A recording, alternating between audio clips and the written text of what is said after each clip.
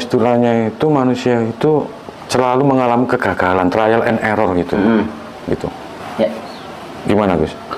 Kegagalan itu sebenarnya gini, kegagalan kita hari ini itu karena ada hari ini trigger maksudnya.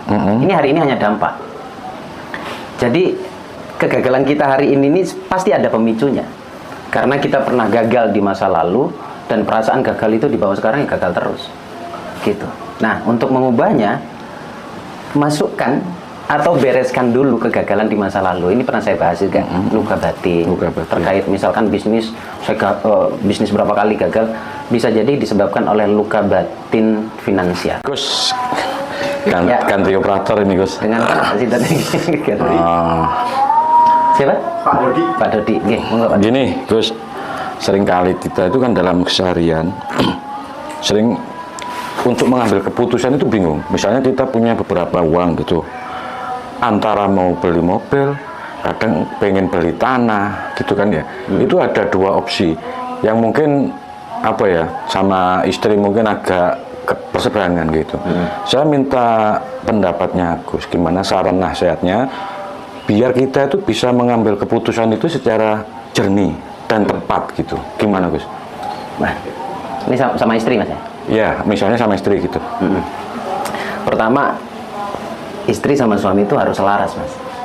Gitu. Ya. Terus di aturan mainnya kan istri kudu harus manut sama suami. Di aturan mainnya. Tapi dilihat dulu benarkah keputusan suami. Makanya ambil di tengah. Dibicarakan baik-baik dan cari waktu yang pas untuk bicara. Jangan pas sambil lagi masak ngajakin rembukan, bisa lebih tinggi dari kita dianya kan gitu. Iya, betul. Nah, keputusan mana yang harus diambil? Ambil yang paling bermanfaat, Mas. Ya, yang tahu kan itu mereka berdua kan. Jadi ambil yang mana yang paling bermanfaat di salah satunya di antara keduanya. Gitu. Gitu ya. Gitu. Berarti kita cari jalan tengah ya, enggak kita menang-menangan gitu kan antara pasangan gitu ya. Iya. Iya. Tapi yang memang suami ya, tetap sang suami harus bisa ya sebagai pemimpin rumah tangga ya. Iya, ini bukan belani kita lagi-lagi loh ya. Iya Gus, benar Gus. Cuman ya di sini kadang itu istri itu katanya ya punya hak yang sama gitu. Makanya sering apa ya dalam mengambil keputusan tetap ngeyel aja gitu. Oke Gus, tadi jenengan kan sempat saya dengar itu Gusti Allah itu masuk ya. Mawas AC. Tapi dalam praktek keseharian, mungkin ya juga termasuk saya, itu kadang itu merasa apa ya, kekhawatiran, masalah tentang ekonomi, kira-kira misalnya bulan depan atau 3 bulan atau tahun depan, itu kan saya juga merasa bahwa itu suatu hal yang istilahnya apa ya, nggak terlalu percaya kalau Gusti Allah itu sugih. Nah, saya ingin minta pencerahan dari jenengan, gimana sekiranya kita itu bisa apa ya, meyakini dengan paten bahwa Gusti Allah itu sugih, mawas dan asih gitu. Monggo Gus. Ya, barometernya doa ya. Barometernya doa. Kalau doa kita selama ini tidak dikabulkan, kita langsung menyimpulkan bahwa Gusti Allah medit. Gusti Allah ora sugih gitu ya. Coba, itu kan persepsi kita. Coba sekali-sekali berpindah pada persepsi orang yang tiap hari Allah kasih kemudahan. Iya. Apa iya Gusti Allah jadi pilih kasih gitu. Nah, cek diri kita, ternyata kita tidak sama dengan mereka yang Allah kasih kemudahan gitu. Kalau memang Allah nggak sugih, mestinya nggak langsung sugih. Nggak ada yang kaya. Misalkan saya nggak kaya, Mas Hendra kaya, misal contoh ya. Kok Mas Hendra meyakini Gusti Allah itu kaya, kok saya nggak bisa ya? Berarti kita harus bisa melihat kesalahannya bukan pada eksternal, tapi pada diri kita. Jadi PR-nya diri kita, Pak. Diri kita harus bisa dibuat percaya minimal, Pak. Kalau yakin itu kan levelnya udah di atas percaya, gitu. Percaya, Gusti Allah itu memang welas asih, terus masuki. Untuk membuktikan supaya kita percaya sama Allah, coba cek kehidupan kita. Ada ratusan kali, bahkan ribuan kali yang doa kita dikabulkan, bahkan kita tidak berdoa kalau Allah kabulkan. Gitu. Nah, kita perlu belajar juga dari situ, dari pengalaman hidup kita. Makanya pengalaman hidup kita itu kan sebenarnya sebuah guru. Tapi kita ngambil nggak nih pembelajaran itu? Kita nggak ngambil, ya selamanya kita akan berkesimpulan bahwa Gusti Allah tidak berpihak ke saya, Gusti Allah medit dan lain sebagainya. Gitu. Berarti mungkin perlu kita tulis mungkin ya, kenikmatan apa hari ini, karunia apa hari ini. Mungkin banyak yang positifnya sebenarnya Gus ya, daripada yang negatifnya ya. Betul, betul. Menulis itu mungkin sebuah sarana agar kita lebih mudah untuk mengingatnya, Pak. Betul. Gitu. Tapi yang jelas kita harus pinter melihat, bukan pinter sih lebih tepatnya, harus titen melihat apa saja yang sudah Allah berikan hari ini ke kita. Gitu. Oke. Tapi rata-rata kita nggak mikirin itu, Pak. Yang kita pikirkan adalah malah masalahnya. Gitu. Yang kita lihat, yang kita pikirkan adalah kesulitan-kesulitannya. Iya. Sementara hari ini ada gini juga bukan karena bim salah bim ada, sebuah proses kemudahan dari Allah juga. Ada minuman juga. Tapi ini yang suka kelewat di kita. Suka hilang dalam kehidupan kita. Saya pernah jelaskan 3 masa, Pak. Masa sekarang, masa lalu, masa sekarang, masa depan. Masa lalu identik dengan penyesalan. Masa sekarang hilang, Pak. Nggak kita rasakan. Masa depan identik dengan kekhawatiran. Tidak tadi. Khawatir doa saya tidak terkabul. Nah, dominannya kita hidup di masa yang mana? Masa lalu dan masa depan, Pak. Akhirnya masa sekarang yang mampu merubah masa depan itu tidak kita lakukan. Iya, tidak bisa menikmati. Tidak bisa menikmati. Betul. Saya itu misalkan, Pak ya, saya kasih contoh sederhana. Ini ada minuman saya misalkan. Ini yang membuat lega saya. Ada ini juga. Saya nggak sebut ini takut bermasalah di situ. Ada ini juga. Terus saya ada masalah di belakang, Pak. Karena saya belajar, Pak. Saya sinau gimana caranya saya bisa menikmati ini aja dulu. Karena besok yang terjadi saya juga nggak tahu. Lek bahasa santri itu, besok pikir besok. Yang sekarang nikmati aja. Iya. Ono 1.000, itu sugih aku. Berarti metode ndablek itu ada positifnya sebenarnya. Oh iya, nggak usah baper pada hal negatif. Betul. Nggak usah terbawa perasaan pada hal negatif. Mau baper ya positif aja gitu. Iya, ini ada komentar ini Gus dari penonton. Doa tidak dikabulkan itu karena kita tidak yakin. Iya, Gus. Pendapatnya Gus? Gini, doa kita dikabulkan itu bukan karena kita bukan karena kita hebat. Ya kalau yakin mungkin ya. Tapi doa kita dikabulkan itu karena Gusti Allah tuh sayang. Rahman Rahim ya. Rahman Rahim. Nggak dikabulkan juga karena Allah sayang. Loh kok isong koyo ngono kok malah dua-duanya sayang gitu ya. Kalau Allah kabulkan doa kita, berarti Allah setuju dengan pilihan kita. Kalau Allah nggak kabulkan doa kita, berarti Allah punya pilihan yang lebih baik daripada pilihan kita. Gitu. Jadi ojo rumangsa jumawa, jangan rumangsa bahwa saya hebat, saya paham ilmu apa segala macam. Allah kabulkan doamu itu karena Allah sayang. Nah sekarang PR gimana? Ya gimana caranya Allah sayang sama kita? Nah, Lakukan banyak hal kebaikan yang Allah suka. Gitu. Simpel. Nulung wong, yang paling enak itu Pak. Bagaimana kita bisa membantu orang Pak? Karena mohon maaf, sholat itu untuk saya Pak. Wiritan saya untuk saya. Tapi kalau sedekah bukan untuk saya Pak, untuk Gusti Allah. Bahkan di hadis qudsi dikatakan, kenapa kalian aku sakit tidak menjengukku? Kok kesana Gusti Allah sakit? Bukan itu maksudnya. Allah bersama orang-orang sakit. Makanya kalau ada teman sakit jengukin, bawain sesuatu, sedekah juga Pak. Itu eksternal. Nah itulah yang bisa mendatangkan keberlimpahan Pak. Gitu. Jangan jumawa dengan sholatmu, dengan macam-macam kebaikan. Gitu. Oke. But that's too hard. Buat yang penuh dengan rencana, kan ada itu manusia itu yang bikin plan A. Ya. Plan A gagal, ganti plan B, C dan seterusnya gitu. Saya ingin minta komentarnya Gus Baraja. Kira-kira apa ya yang mendorong istilahnya itu manusia itu selalu mengalami kegagalan, trial and error gitu, gitu. Ya. Gimana Gus? Kegagalan itu sebenarnya gini. Kegagalan kita hari ini itu karena ada ini hari ini trigger maksudnya. Ini hari ini hanya dampak. Jadi kegagalan kita hari ini pasti ada pemicunya. Karena kita pernah gagal di masa lalu dan perasaan gagal itu di bawah sekarang ya gagal terus. Gitu. Nah, untuk mengubahnya masukkan atau bereskan dulu kegagalan di masa lalu. Ini pernah saya bahas juga, luka batin. Terkait misalkan bisnis, bisnis berapa kali gagal, bisa jadi disebabkan oleh luka batin finansial, luka batin keuangan, trauma keuangan. Nah kalau trauma itu terus dibawa ke masa sekarang, ketakutan tapi ngotot mau bisnis lagi, coba perhatikan.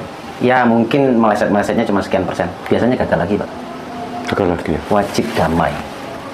Nah, solusinya bagaimana? Ini solusi sederhana dulu nih, bahwa setiap yang keluar dari kita, yang terjadi dalam hidup kita itu bukan milik kita. Mau rugi berapa miliar pun kalau sudah hilang ya itu bukan milik kita sudah. Gitu. Oke. Ini saya bacakan komentar dari penonton ini Gus. Audio, ini ada pertanyaan audio afirmasinya itu berapa menit Gus? Yang nanti yang 100.000 tadi? Estimasi 12 sampai 15 menit. 12 sampai 15 menit. Gitu. Oke. Nanti silakan hubungi kontaknya Mas Hendra ini. Nanti ada di deskripsi. Oke, Gus, beralih ke bukan beralih sih.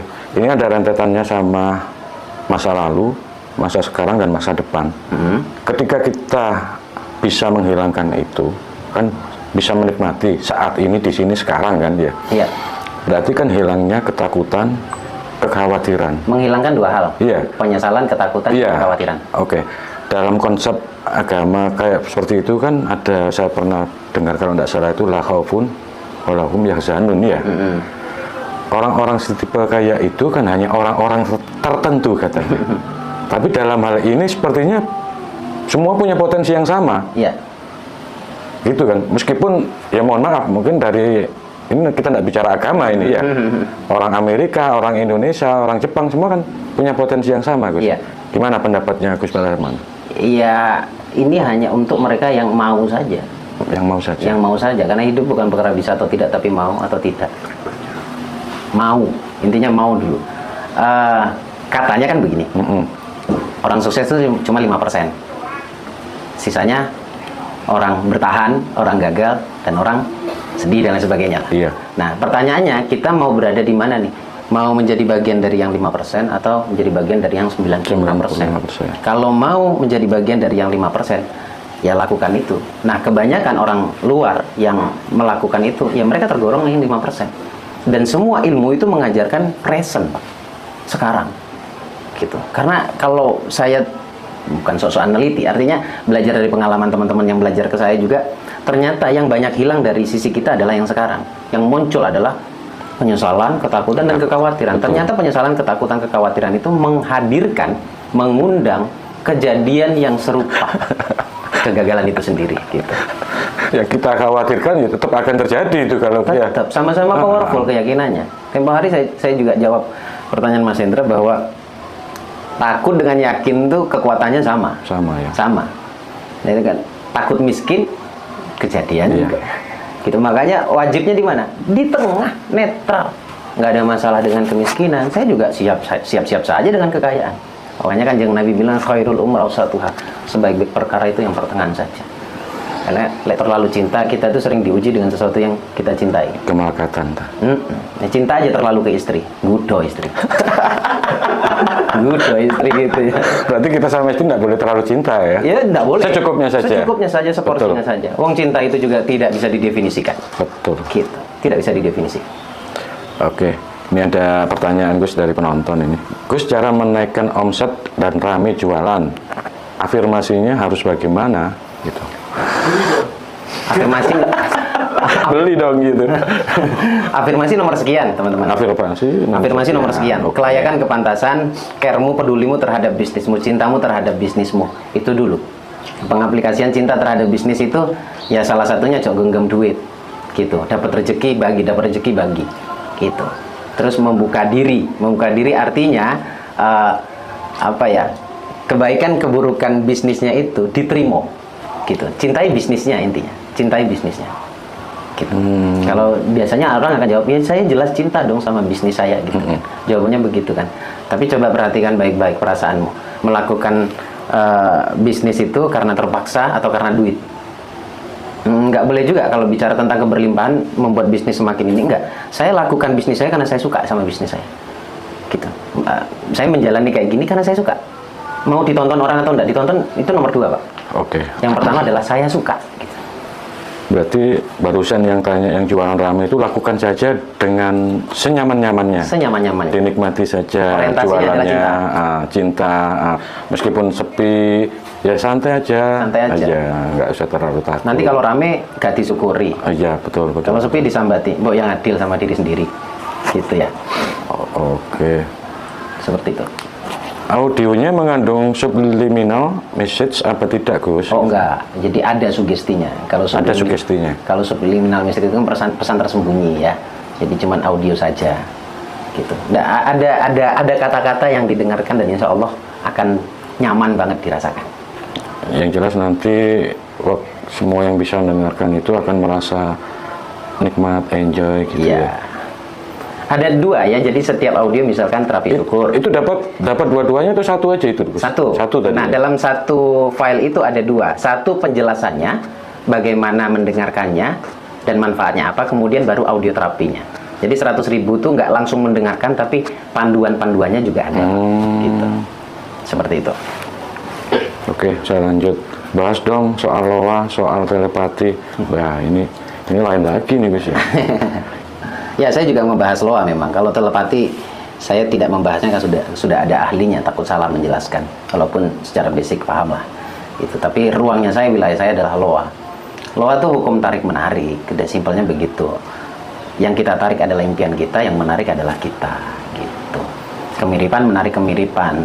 Kalau tiap hari energinya negatif, berkeluh kesah, ya kita akan menarik kesialan juga. Seperti itu, Pak. Oke.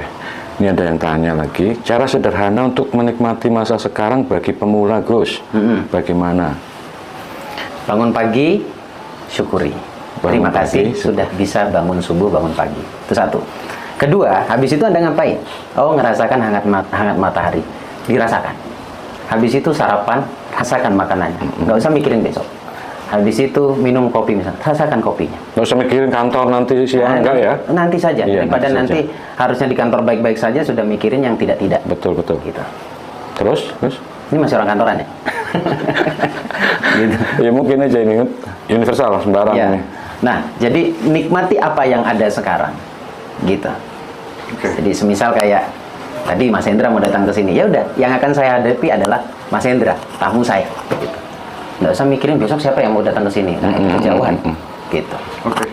Nah, terakhir Gus, soal apa tuh namanya terapi audio audio Syukur dan luka batin. syukur dan luka batin gitu, afirmasi dan seterusnya, itu tuh harganya kan 100.000 Ya, per audio ya. per audio. Nah, itu testimoni dari beberapa sahabat seperti apa, Gus? Salah satunya baru beberapa hari yang lalu itu ngambil sejak saya launchingkan kurang lebih 1,5 bulan.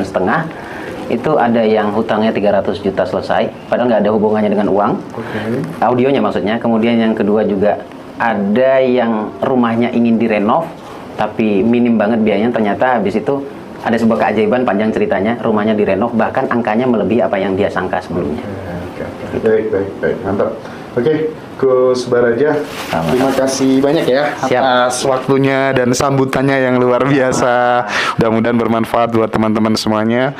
Bagi teman-teman yang berminat untuk mendapatkan audio terapi dan Ada ini, sorry saya, Iya? ada video edukasinya juga, Mas. Oke. Ada 3 sementara tentang rahasia keajaiban doa, bagaimana doa bekerja, kemudian ada mental healing terkait tentang permasalahan mental, dan sebagainya, dan juga ada financial healing terkait tentang permasalahan trauma keuangan. Siap. Kegagalan terus yang akan Paket lengkap ya teman-teman semuanya. Silakan nanti hubungi saya untuk mendapatkan audio tersebut. Terima kasih banyak Gus Baraja. Sampai ketemu. Assalamualaikum warahmatullahi wabarakatuh.